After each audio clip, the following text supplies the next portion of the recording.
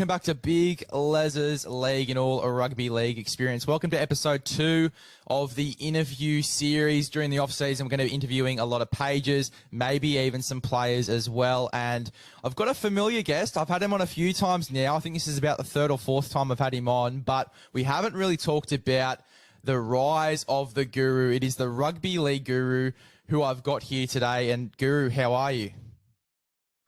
I'm good, Leslie. Thanks for having me on, mate. It's been a while. It has been a while. It has. I've done a lot of rebranding too while you've been away. I've been head down with the podcast, been focusing on it a lot and done a lot of rebranding. It's probably changed since the last time that you've hopped on a lot. So, yeah, fresh.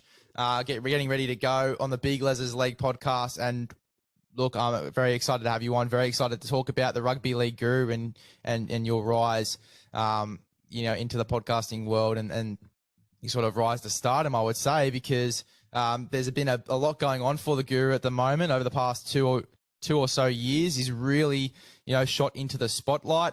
What have you enjoyed most about this big journey? Because it's been massive. It's been obviously there's a lot of achievements on the road as well. What's been your favorite part of the journey so far?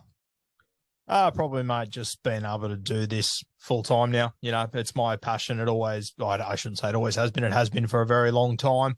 And then sort of when I got into social media and stuff, I remember I had a mate that sort of said to me, "Oh, you were doing this full time in 3 years' time." And I laughed at him and just said, "That's fucking ridiculous. Couldn't possibly be doing that." And he was wrong. I was doing it full time in 2 years. So it was crazy. Yeah, well, it's a massive achievement, and a massive growth in the page as well over the past 2 years. I know when you were helping out coaching me and the boys at the Wombats, it was sort of in those stages of about to grow and about to blow up, and then all of a sudden it just became this massive thing, the Rugby League Guru podcast. Everyone was talking about it who loved rugby league. But we'll get straight into it, I guess. But before I get started, before I talk about the Rugby League Guru, obviously, the season's just finished now. We've obviously just had the grand final. What are your thoughts on this? Just a quick summary of the season, your thoughts and your takes on the season. Yeah, I thought it was a cracker, mate. Obviously, the Penrith Panthers going back-to-back, incredible stuff. I think that there's a lot of people out there that are a little bit anti-Penrith or don't enjoy how successful they are. Personally, mate, I love watching, the greatest teams put together dynasties and back-to-backs and, over in the NFL, I'm not a Patriots fan, but I had so much time for what Tom Brady was doing over there with them and now doing it with the Buccaneers and what Kansas are doing at the moment. I just love watching dominant teams dominate. And, that's been the beauty of the NRL for a long time, that it's been up and down so much. And I think over the last 20 years, there's only 2 teams that haven't won a comp, which is just, or 3 teams, something like that. It's unbelievable to have that many different premiers over that realistically a short span of time is crazy. And that's great, but I really do love watching teams and players start to build a big legacy. So for me, Penrith Panthers definitely the highlight. I enjoyed every minute of watching what they achieved and how they managed to go back to back. And as you said, you're going to start to interview players, and it's crazy when you talk to them about after they win comps how hard it is to win the year after. And mate, you hear it in their voices how disappointed they are and how much effort they put into it that year after, and just how hard it is to climb that mountain again. So to see Penrith do that, incredible. Obviously, the Cowboys and the Sharks. Fuck, how good was it to watch those 2 teams this year? I thought the Cowboys would do well to finish 15th this year. They were incredible. So I really enjoyed those sides. It's one of those years where your Melbourne, your South Sydney, your Roosters not struggled, but weren't in that real top tier for an extended period. So I think that made it a little bit more entertaining to see some other sides jump up there. And then, yeah, mate, I'm not the biggest Parramatta Eels fan in the world, as I think everyone knows, but just to watch their ride and to see them finally take that next step of, winning a big prelim final and getting into a grand final, I thought that was unreal. And we had the live show out there on grand final day and just seeing the passion in the Parramatta fans. It was like nothing I've seen since 2009 when I was there on grand final day. So plenty of highlights to talk about this year, mate. It was an absolute cracker. Yeah, totally. And Penrith to win all 4 comps as well, that's just unheard of. Not only to go back to back, but to do it in that sort of fashion as well, like through all of your comps, and you talk about how they're going to be a dominant side for years to come. They've got guys coming through in SG ball, Jersey flag. Like it's going to be a very dominant period for Penrith, especially over the next few years. And we could see, honestly, over the next 5 to 10, just a really dominant Penrith side.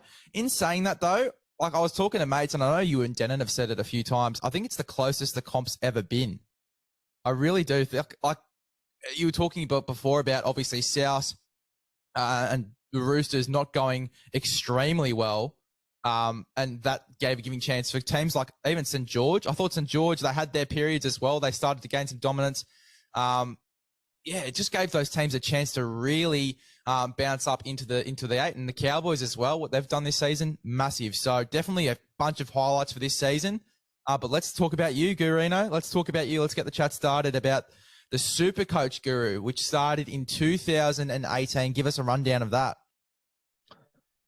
Yeah, mate, I was full-time teaching at the time, and started this Supercoach page just out of nowhere, really. I actually started it to try and G up a mate that's in my draft competition, trying to get him to ask questions, and then just springing on him on draft night that, you've been talking to me this whole time, and all the other blokes, a few of the other blokes were in on it and whatnot, and I got him... I got to the night before and then got absolutely wasted and got shit canned, and I ruined the whole fucking surprise, unfortunately. So I fell one day short on that, but I did that for about a month or so, just Gene up a mate and like genuinely answering other people's questions and whatnot. And I think it got like, I don't know, maybe 300, 400 followers in the first month or so. And back then there really wasn't too many Instagram pages. Like before I was like into social media, like just on my personal, I was still a rugby league nut. Like I didn't remember, your Clarkies, your Roast, Bloke in a Bar. I had no recollection of any of these existing, and maybe I just wasn't really in the space. I'm not sure, but I remember like when I started doing the Supercoach stuff, there really wasn't any other Supercoach pages there. So my timing was pretty lucky there. And as I said, I've got a mate who's got a multi-million-dollar business that's built off social media, and he was sort of, at about 300 followers, he sort of said, you'll have 20,000 in a year. And I sort of went, there's not a hope in hell that can happen. I think I was at 15,000 within a year. And then he was the same one that said, you'll be doing this full time in 3 years. I was doing it full time in like 2 years after he said it. Like it was just a crazy ride. And those, I'm sure, mate, you're probably going through it at the same time. You're sort of like when you get that 500th follower, that 600th, whatever it might be, it gives you like some sort of a special feeling that you've sort of earned that. It's like it's and I hate looking at things like that, and I don't really anymore, but I do remember in the early parts, like I remember where I was when I got this, follower 1,000. I remember where I was sitting, what happened. I remember the first like NRL player that sent me a DM, all this sort of stuff that just like meant the world back then. And I'm sure, you're probably at a very similar point at the moment, whereas in a few years time, you look back and, they'll be distant memories as they are for me now. But yeah, I started the Supercoach page, and it was, it was a bit weird because it just came out of nowhere. There was no real planning behind it or anything. It was just me talking about whatever the hell was in front of me or whatever the hell was going on. Sort of didn't have anyone to sort of base it off as well. So you're sort of trying to come up with content ideas and all this sort of shit on your own. And like some of the stuff that I look back on that I made, I'm just like, what on earth is that? Like some of the designs and everything, I look back and just go, fuck, how did you possibly put that out? Whereas now I look at them and I'm like, I would have never, ever done that now. So, and that's all part of the growth and the journey and all that. But it started off as a Supercoach page and got to probably 8,000 or 9,000 pretty quickly, which at the time was just unbelievable. And then, eventually decided that if I was going to expand it any bigger, which thank God I did, made the good call to change it from Supercoach Guru to Rugby League Guru, obviously. Yeah, so obviously 2019 rolled around and you rebranded to the Rugby League Guru. Talk to me about maybe some struggles or tips that you would give to other people trying to start a podcast. So obviously we've both been through that now, and there's definitely a lot of struggles and a lot of bumps in the road that we've sort of had to go past. But I guarantee you've been through a little bit more than I have. Can you just give the fans some tips and some struggles that you've sort of gone through when sort of creating the podcast, and tips for them to get through those struggles? Yeah, I think the number one thing that I see all the time is people trying to be like other pages.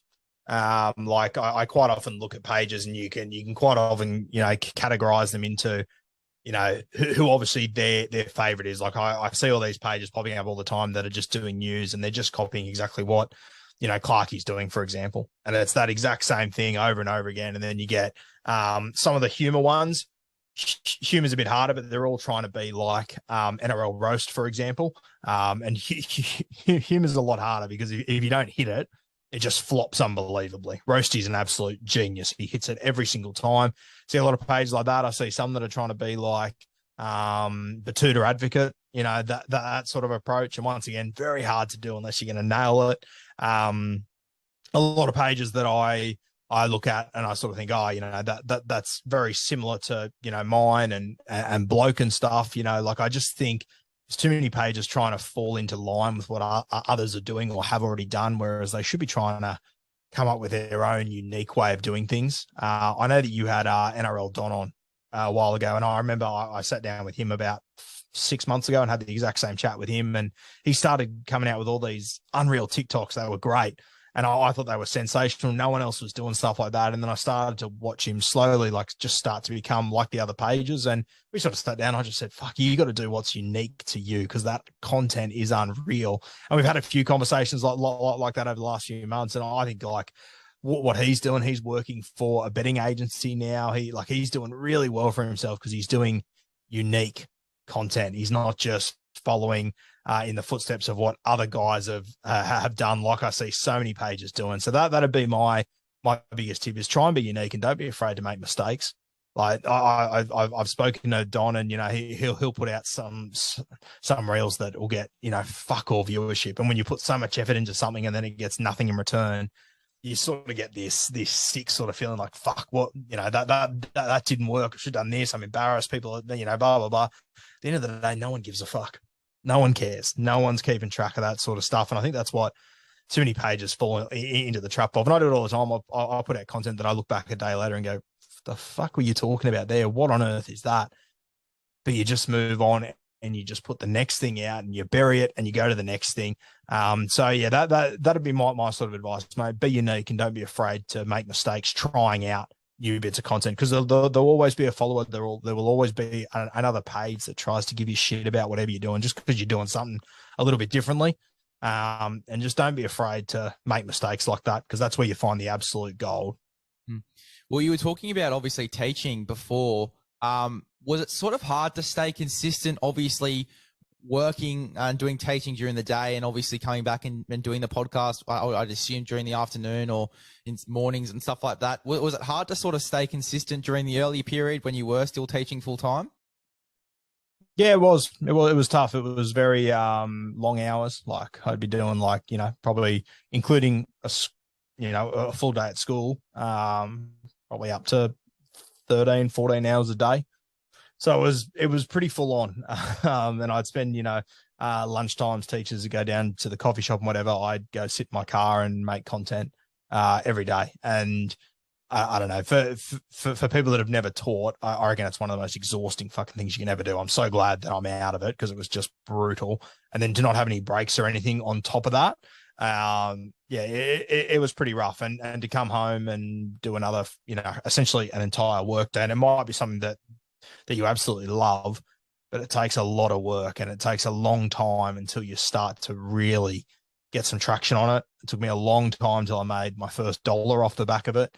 But when you finally do start to make that sort of imprint, get a bit of momentum, it means so much more to you. It means the absolute world to you. So it was hard to balance, mate, but I had a real passion about it, and I was driven as fuck to make sure that I was going to get it. Yeah, well, totally. Well, you were teaching my brother too, so that would have been a bit draining for most of the day as well. Nightmare. Absolute nightmare. Well, He was in the room. He was in the room next door, thankfully. But we had glass walls, so I saw enough of him, mate, to know how much of a pain in the ass he was. And then when I met you, I couldn't believe that you two were related to each other. It was crazy. well, if you can believe it, I pretty much hear that every single day from every single teacher that he has. So, yeah, I can definitely believe it. He's a tall bit of gear now, just quietly. I saw him the other day from a distance. Yeah, he's gotten big. He's nearly up to me, which is scary, but we won't talk about that. Look, so obviously, the Rugby League Guru podcast, you come out with the podcast February 2020. And that's massive as well, because podcast was sort of becoming the big thing. Everyone was starting to sort of get into that realm. What sort of inspired you to go down the route of podcasting? Was it just sort of to help grow the page, or was it just seeing this new avenue of content creation and just diving straight into it? Yeah, it's an interesting one. I look back. I'll I'll tell you a funny story. It was February 2020. I started the podcast. I remember in December, I was talking to a mate about this show that I was watching that was on. It was about American sports. It's still going. It's called The Herd, and it's run by a American guy named Colin Cowherd, and he just talks all American sport. Really good show if you're interested in your American sports. And I remember what he used to do is he used to have his podcast, and then it'd be on YouTube, but then he'd also just take, similar to what I do, what you do, what everyone does now. He'd put out little like 5-minute clips of his content on Facebook. And I remember when I used to drive to work, so it'd be about a 15-minute drive or whatever, I'd go to his Facebook page every day and I'd have the 3 videos just playing through as I was driving, right? And I remember I was showing a mate and he said, "Oh, do you listen to the podcast?" And this was 3 months before I started my own. And I legitimately said to him, "What's a podcast?" I had no idea what it was. I'd never heard of them, had no idea. And he said, "You can listen to this whole fucking 2-hour show instead of listening to 3 5-minute segments. You can listen to the whole thing." And he showed me the app that was already on my phone, obviously. Never seen it, never heard of it, nothing. So it was crazy that then as soon as I found them, I just became obsessed with them and thought, this is the best thing ever, podcasting. This is unreal. I'd love to get into this. Just didn't have time because I was teaching and everything. And then made the decision at the end of 2019 that I was going to go back to teaching, but only part-time. And I was going to go and buy all the podcast gear and have a real crack at it because I saw that as my avenue to be able to get revenue off the back of the podcast, off the back of Rugby League Guru. And I remember I went to a course that was like podcasting 101. It cost me about $1,000 and I didn't have much money then. And I remember thinking like, fuck, this is a lot of money. Could I just find this out on YouTube? Could I just Google all this sort of stuff? And in hindsight, I probably could have, but going to that course was the best thing I've ever done. It was unreal. I just sat there with, have you had anything to do with the Rabbitohs Radio Boys? Yeah, I have. Their own podcast. So like Mavo, Darren, Chaps, it just happened to be them and me in this group. And it was unreal. We sat there the whole day. We went through all the basics, everything you could possibly think of. We came up with all these content ideas, and I remember it was probably the best bit of advice I've ever been given. And he's a genius, the guy that runs it. He's probably actually mates with your old man, I reckon. They would have grown up in the same sort of area. But I remember he said to me, "Oh, you need to be super organized because you need to have a different guest on every single week because you didn't play first grade, so no one's going to want to listen to what you say." And I remember sort of going, okay, we'll see about that. We'll see. And that's crazy that now I haven't had a guest on in 2 years, and I still remember him saying that and me thinking, yeah. Okay. And like, I was obviously sitting in a room of former first graders as well that were starting their own podcast, and they all sort of went, yeah. Like, blah, blah, blah. So it's unreal to look back on that now and sort of realize that. And I would say to all content creators as well, just because you haven't played footy or rep footy or whatever the fuck it might be, if you're passionate about it, you can make it work. Yeah, totally. I agree. And obviously I haven't done any courses of my own, and it was sort of interesting because you said you could have resorted to YouTube and stuff like that. But for me, because since obviously the avenue of podcasting had already come out, it was sort of more so listening to other guys and listening to how they were sort of speaking and sort of going off that as well. But yeah, no, it's very interesting, and obviously it's really helped grow the page as well. it's very interesting because it's become a massive thing over the past few years. Podcasting, it has become huge, and obviously, yeah. Do you think that the podcast would have helped out significantly with the page? Like, where were you sitting with the page, obviously, when the podcast came out in 2020? And do you think that the podcast would have had influence on the page itself? Yeah, for sure. I definitely think you did. I don't remember where the page was. As I said to you, mate, I don't focus on followers or anything like that. So I've got no idea where I was back then. I don't care about that stuff anymore. It doesn't even register on my radar. So I'm not exactly sure where the page was at that exact point. But I definitely think it helped, especially once, especially more recently since I've been able to use Kempy Studio and stuff, and video content has come off the back of it as well. That's just been an absolute game changer. I mean, that's probably another bit of advice I would give to any content creator. Spend the money, go and buy a proper camera, a proper stand, and be able to use video content, because that's how people relate to you. People need to see a face talking to them. Nowadays, a voice, it simply isn't enough. And I still remember when I did my first face reveal on the page, I didn't have a face for 18 months, maybe 2 years. So I had about 20,000 followers, and I still hadn't actually got on camera yet. So as soon as I did that, everything changed. It all just went bang, and the engagement was just crazy. And for years, people were saying, for 2 years, people were like, you have to show your face, it'll make a difference. And I just kept thinking, why would that matter? But as soon as I did, I was just like, you fucking idiot. What on earth have you been doing for the last 2 years?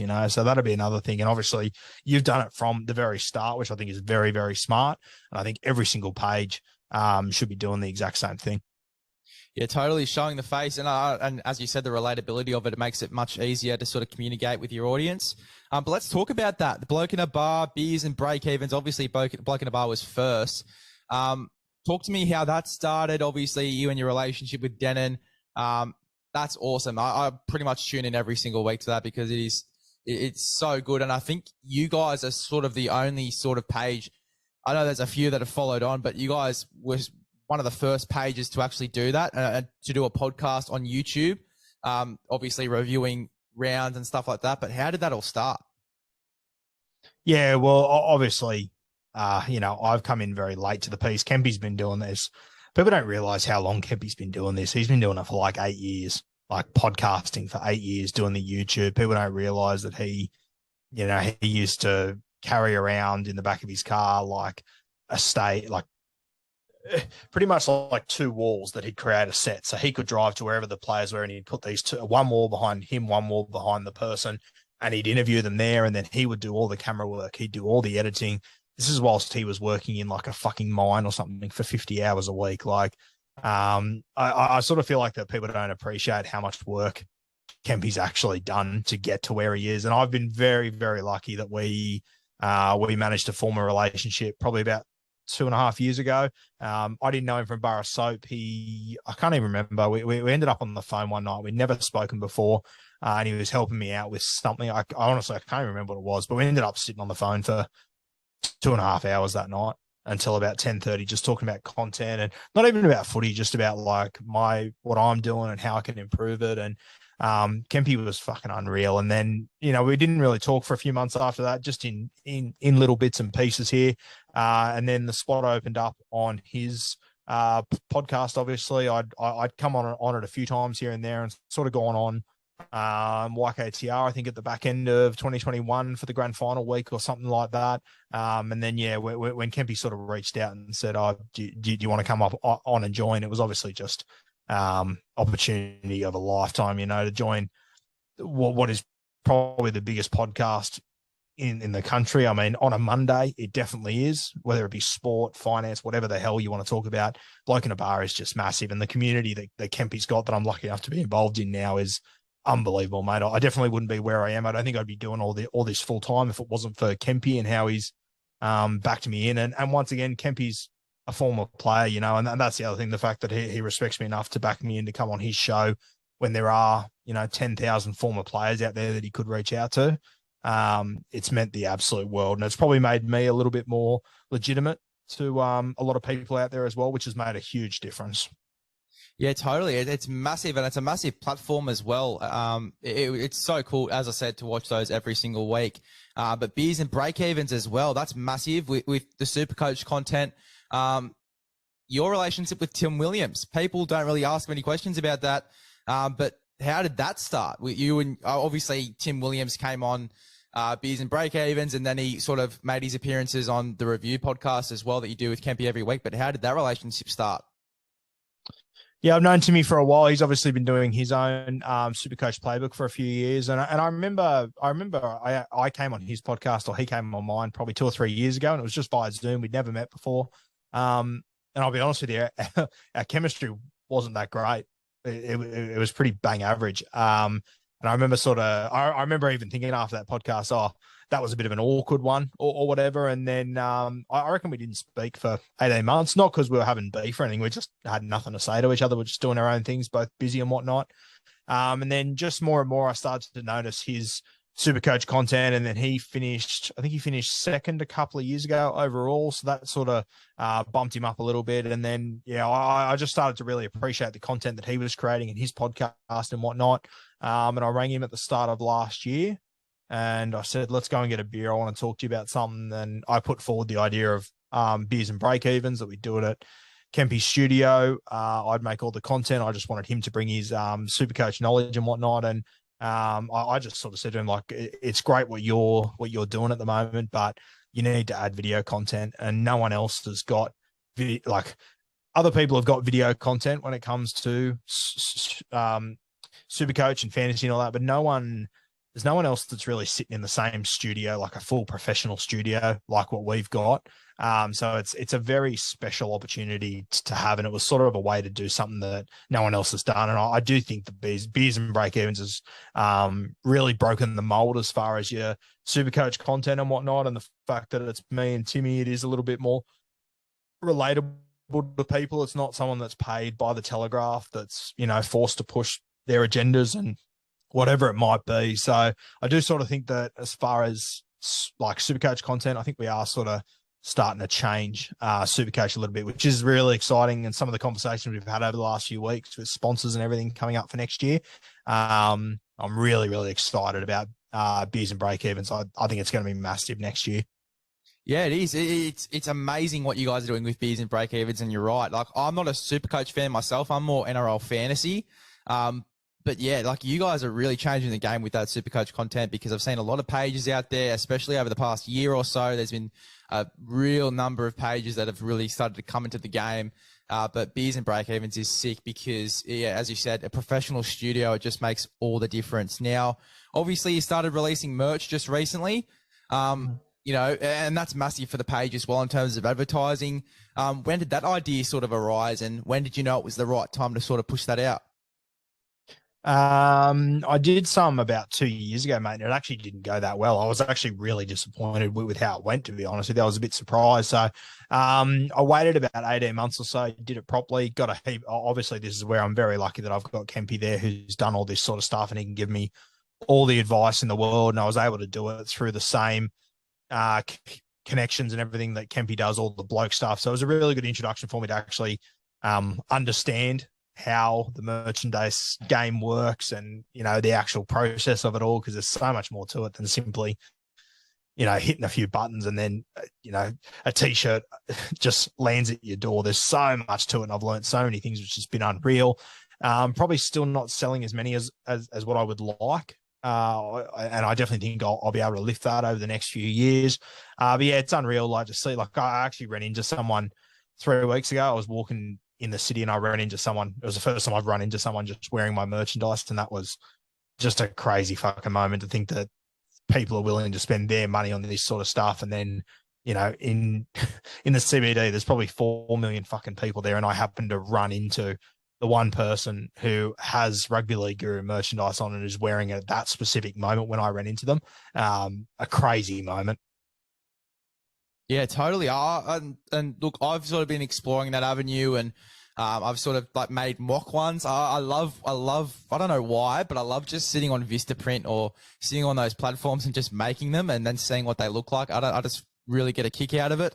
But yeah, no, it's cool to see your merch out there as well. And I know that'd be cool for you, as you said before, like seeing other people in your merch. And then the photo shoot as well. It would have been cool to have a little taste of that and see how it looked. But yeah, like merchandise, it's a big thing now with podcasts as well. And it's a big thing that's coming out, obviously, with Denon and his podcast with the Bloke in a Bar merch. And it's really cool how he's sort of starting to get out the Nations Cup ones, like the Aussie bloke and the English bloke and all that stuff. It's really cool. So yeah, merchandise, a big, big thing in the podcasting game as well. I got one more question for you. During this podcasting sort of journey, have you ever considered going into the path of journalism, sports journalism and stuff like that? Because I know that the podcasting game and stuff like that, we talked about it just before, how it's really started to become a massive, content thing over the past few years. But was there ever an interest to go into sports journalism over the past few years where you just sat there and thought, fuck, I'm good at talking about rugby league, I'm good at talking about Supercoach content and stuff like that. I could go down this sports journalism route? Honestly, mate, I think I am down that route. I think I'm down the future of that route. I personally think that, for example, someone could have gone to uni and done a sports journalism degree for 4 or 5 years.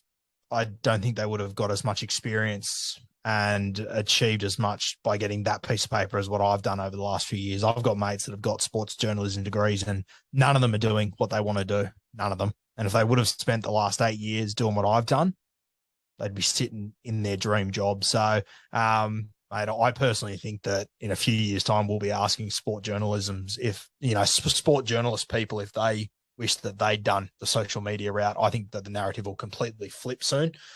And, universities and stuff will push against that because so they should, because that's their business essentially. But I speak to people all the time. Like we spoke about it before, and I'll probably talk to you more about it after this. But people say I'm going to go into sports journalism. I don't understand why someone would want to go and work for someone else, writing stories for someone else, when you've got the pathways to be able to do it yourself. Now, it might take a couple of years to, lay down all those platforms and everything, but at the end of the day, so will uni. So I think people need to switch up the way they're thinking about sports journalism. If you're keen to get into it, I think you're better off doing it on your own platform. Yeah, totally. I agree. And I think that I guess I sort of wanted to go into sports journalism while as soon as I started this podcast, and I've sort of had it as an option as a career path while I'm doing it. But I've really enjoyed this as well. And as you say, it is sort of the future. And yeah, I can't wait to see the future of my page, the future of your page as well, because I know you've still got a lot of growing to go as well. But I've really appreciated you coming on. That's the end of the interview. I really appreciate you coming on, and it was a great chat and good to know more about the Rugby League Guru. Cheers, Les. Appreciate it always, mate. Reach out if you need anything, yeah? No worries.